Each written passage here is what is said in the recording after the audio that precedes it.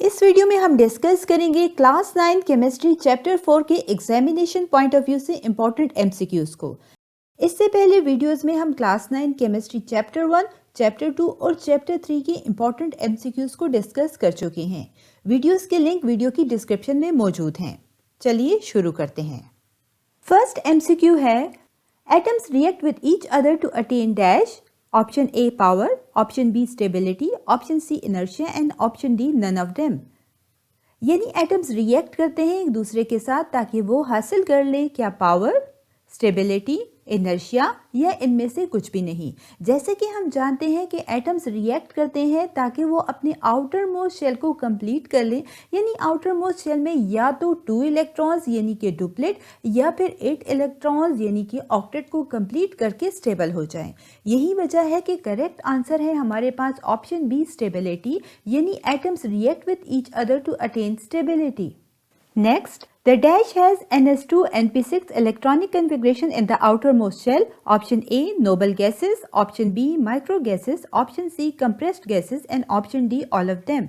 यानी इन ऑप्शंस में से क्या नोबल गैसेस का, माइक्रो गैसेस का, कंप्रेस्ड गैसेस का या इन तमाम गैसेस के आउटर मोस्ट शेल में इलेक्ट्रॉनिक कन्फिग्रेशन ns2 np6 होता है। जैसे कि आप देख सकते हैं कि ns2 और np6 यानी 2 + 6 इक्वल होता है 8 के, यानी वैलेंस शेल में 8 इलेक्ट्रॉन्स यहाँ पर कंप्लीट हैं इन एलिमेंट्स के।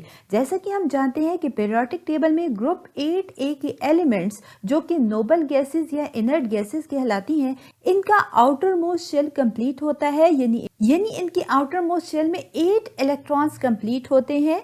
सो करेक्ट आंसर है हमारे पास ऑप्शन ए नोबल गैसेस, यानी the noble gases has ns2 np6 electronic configuration in the outermost shell. Next, the tendency of atoms to have dash electron configuration in their valence shell while bonding is called octet rule. Option A 4, option B 5, option C 8 and option D 9. यानी atoms की टेंडेंसिटी कि वो अपने valence shell में क्या 4, 5, 8 या 9 electrons को bonding के जरिए कंप्लीट करते हैं, ऑक्टेट रूल कहलाता है। जैसा कि हम जानते हैं कि हर एटम चाहता है कि वो स्टेबल हो जाए और नोबल गैस की कन्फिग्रेशन को अचीव कर ले।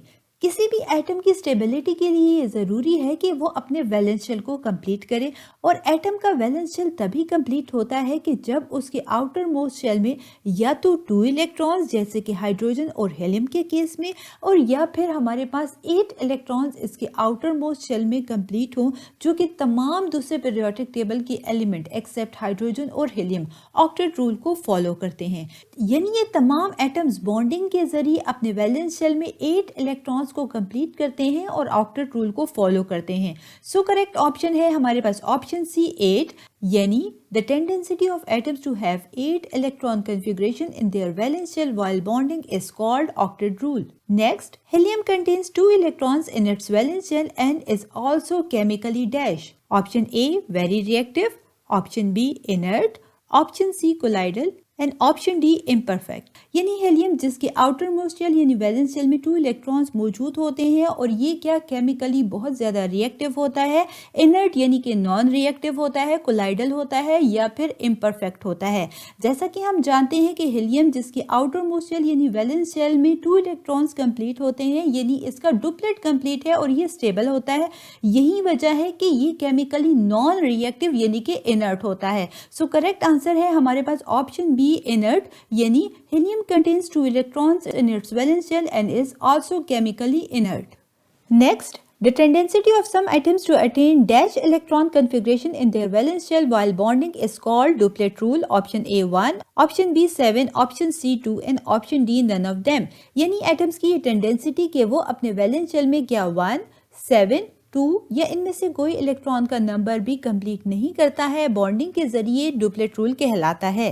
जैसे कि हम जानते हैं कि एटम्स जो कि अपने वैलेंस शेल में 2 इलेक्ट्रॉन्स को कंप्लीट कर लें वो डुप्लेट रूल को फॉलो करते हैं, और पीरियोडिक टेबल में हाइड्रोजन और हीलियम ये 2 ऐसे एलिमेंट्स हैं जो कि डुप्लेट रूल को फॉलो करते हैं, यानी अपने आउटर मोस्ट या वैलेंस शेल में 2 इलेक्ट्रॉन्स को कंप्लीट करके स्टेबल हो जाते हैं, क्योंकि इनके पास सिर्फ और सिर्फ फर्स्ट शेल ही मौजूद होता है और फर्स्ट शेल में मैक्सिमम 2 इलेक्ट्रॉन्स अकोमोडेट कर सकते हैं।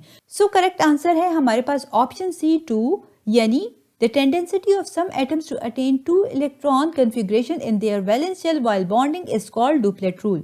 Next, the force of attraction that holds the atoms together in substance is called dash. Option A gelling, option B joints, option C booking and option D chemical bonds. यानी वो force of attraction जो कि atoms को इकट्ठे रखे हुए होता है किसी भी सब्सटेंस में, क्या वो जेलिंग कहलाता है, जॉइंट्स कहलाता है, बुकिंग कहलाता है या फिर केमिकल बॉन्ड्स कहलाता है। जैसा कि हम जानते हैं कि एटम्स जिस फोर्स ऑफ अट्रैक्शन के जरिए एक दूसरे के साथ जुड़े हुए होते हैं, ये force of attraction chemical bonds कहलाती है। सो करेक्ट आंसर है हमारे पास option D, chemical bonds. Next, atoms other than dash have the ability to react with other elements. Option A, noble gases, option B, metals, option C, metalloids and option D, none of them. यानी in given options में से वो कौन से options हैं कि इनके अलावा तमाम रिएक्ट करते हैं दूसरे एलिमेंट्स के साथ। जैसा कि हम जानते हैं कि पीरियोडिक टेबल में ग्रुप 8A के एलिमेंट्स जो कि नोबल गैसेस या इनर्ट गैसेस कहलाती हैं, इनका आउटर मोस्ट शेल कंप्लीट होता है। यानी इनके आउटर मोस्ट शेल में in case of helium 2 electrons और अदर एलिमेंट्स 8 इलेक्ट्रॉन्स कंप्लीट होते हैं। यही वजह है ये केमिकल रिएक्शन नहीं करते और किसी दूसरे एलिमेंट के साथ कंबाइन नहीं होते। सो करेक्ट आंसर है हमारे पास ऑप्शन ए, नोबल गैसेस। यानी atoms other than noble gases have the ability to react with other elements। यानी नोबल गैसेस के अलावा तमाम जो यहाँ पर एटम्स मौजूद हैं ये रिएक्ट करते हैं दूसरे एलिमेंट्स के साथ, लेकिन नोबल गैसेस रिएक्शन में इन्वॉल्व नहीं होती क्योंकि इनका आउटर मोस्ट शेल कंप्लीट होता है और ये स्टेबल होती हैं। Next, the bond formed due to the complete transferring of electrons is called option A, metallic bond, option B, coordinate bond, option C, ionic bond and option D, Nelson bond। यानी ऐसा chemical bond जो कि complete transfer of electron से formed होता है, क्या ये हमारे पास metallic bond, coordinate bond, ionic bond या फिर नेल्सन बॉन्ड कहलाता है। जैसा कि हम जानते हैं कि जब कभी कंप्लीट ट्रांसफर ऑफ इलेक्ट्रॉन होती है एक एटम से दूसरे एटम को, तो इसके रिजल्ट में जो type of chemical bond formed होता है ये आयोनिक बॉन्ड कहलाता है। सो करेक्ट ऑप्शन है हमारे पास ऑप्शन सी, आयोनिक बॉन्ड। यानी the bond formed due to the complete transferring of electrons is called ionic bond. Next, when one atom loses an electron it forms dash. Option A, bond, option B, cation, option C, negative ion and option D, none of them।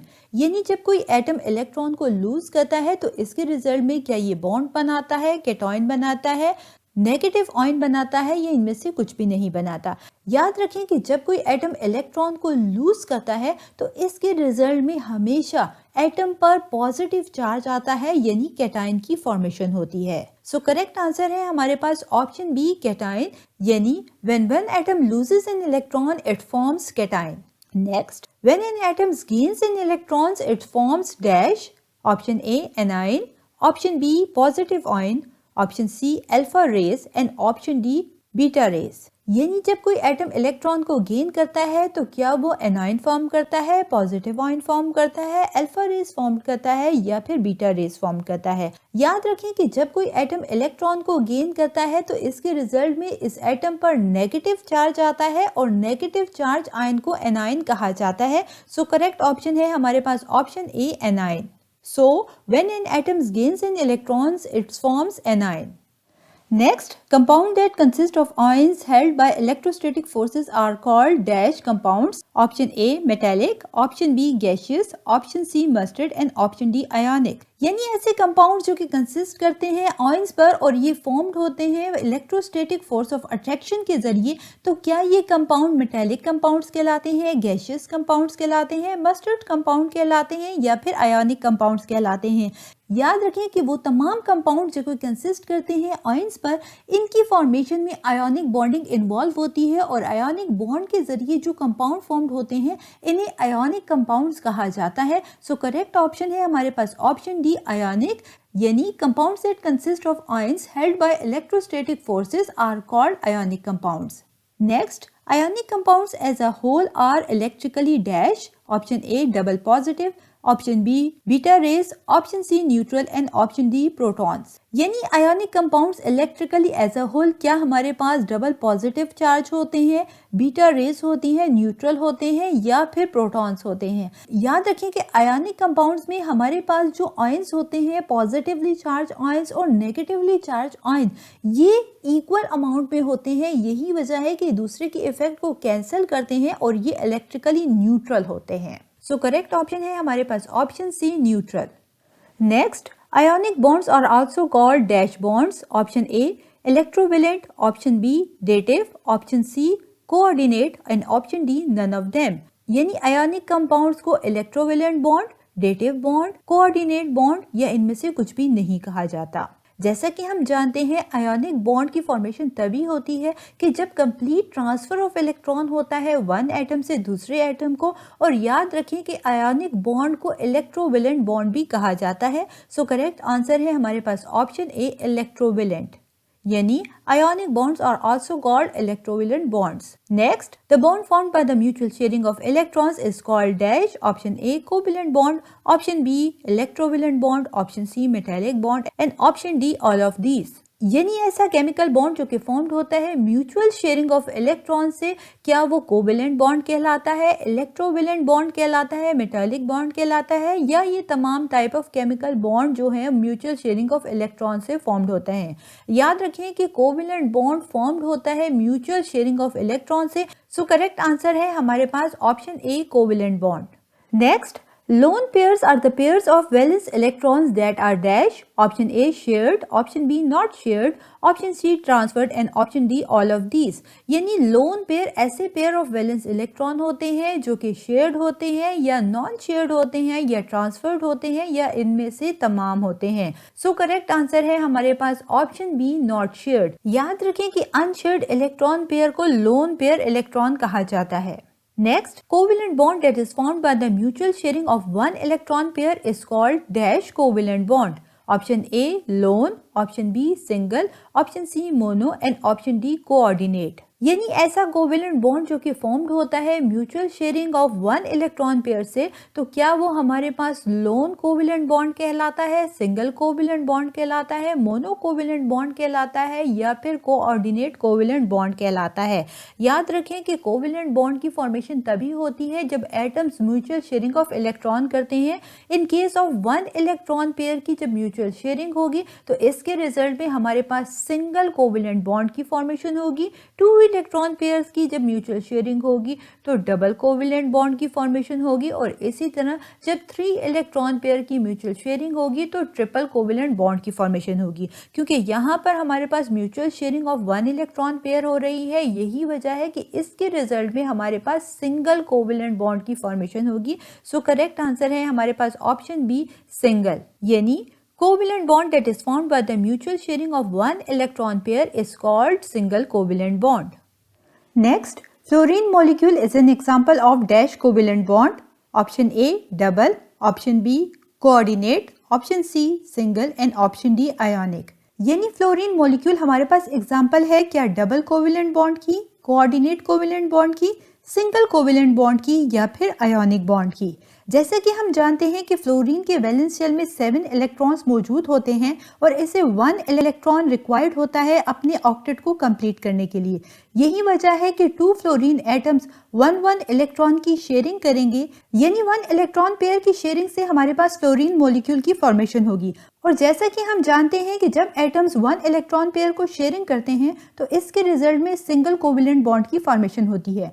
So fluorine molecule example है हमारे पास single covalent bond की। Next, double covalent bond is formed by the sharing of dash electron pairs. Option A 1, option B 6, option C 0 and option D 2। यानी double covalent bond हमारे पास formed होता है क्या sharing of 1 electron pair से, 6 electron pair से, 0 electron pair से या फिर 2 इलेक्ट्रॉन पेयर की शेयरिंग से हमारे पास डबल कोवेलेंट बॉन्ड की फॉर्मेशन होती है। जैसे कि हम जानते हैं कि डबल कोवेलेंट बॉन्ड में हमारे पास 2 इलेक्ट्रॉन पेयर की शेयरिंग होती है। जैसे कि स्क्रीन पर मौजूद इस एग्जांपल में आप देख सकते हैं कि ये 1 इलेक्ट्रॉन पेयर और ये second electron pair oxygen molecule में शेयर हो रहा है और इसके रिजल्ट में हमारे पास ऑक्सीजन एटम्स के दरमियान डबल कोवेलेंट बॉन्ड की फॉर्मेशन हो रही है। सो डबल कोवेलेंट बॉन्ड फॉर्म्ड होता है शेयरिंग ऑफ 2 इलेक्ट्रॉन पेयर से। सो करेक्ट ऑप्शन है हमारे पास option D 2। Next, nitrogen molecule is an example of dash covalent bond. Option A coordinate, option B poly, option C triple and option D none of them.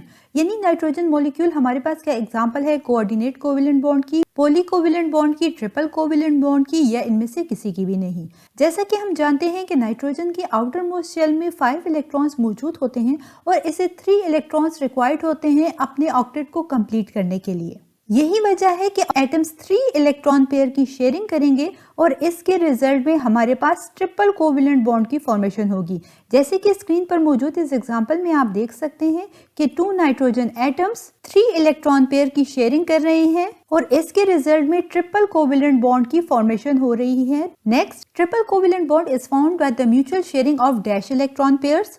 Option A 3, option B single, option C 6 and option D 8। यानी triple covalent bond हमारे पास formed होते हैं क्या sharing of 3 electron pair से, single electron pair से, 6 electron pair से, या फिर 8 इलेक्ट्रॉन पेयर की शेयरिंग से हमारे पास ट्रिपल कोवेलेंट बॉन्ड की फॉर्मेशन होती है। जैसे कि वर्ड ट्रिपल का मतलब है 3, यानी 3 इलेक्ट्रॉन पेयर की शेयरिंग से हमारे पास ट्रिपल कोवेलेंट बॉन्ड की फॉर्मेशन होती है। जैसे कि स्क्रीन पर मौजूद आप N2 की एग्जांपल को देख सकते हैं। यहाँ नाइट्रोजन मॉलिक्यूल में हमारे पास जैसे कि हमने डिस्कस किया कि ट्रिपल कोवेलेंट बॉन्ड की फॉर्मेशन हो रही है। सो इस तरह से 3 इलेक्ट्रॉन पेयर की शेयरिंग से हमारे पास ट्रिपल कोवेलेंट बॉन्ड की फॉर्मेशन होती है।